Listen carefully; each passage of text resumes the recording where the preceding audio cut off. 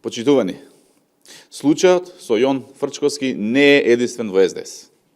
Јавноста сведочеше и на други вакви случаи кога станува збор за СДС. Поранешниот пратеник на СДС, Павле Богоевски, исто така потврди автентичност на снимка според која тој нарачува психотропна наркотична супстанца. Богоевски беше и еден од водачите на шарената револуција.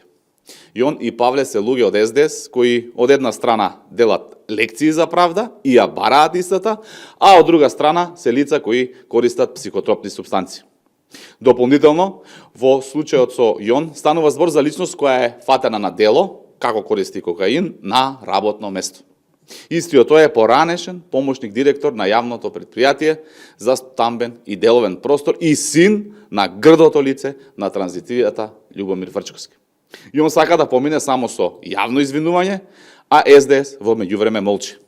Јон е само еден од ликовите на трулиот и корумпиран СДС, кој имал функции благодарение на СДС, како на државни институции, така и партиски.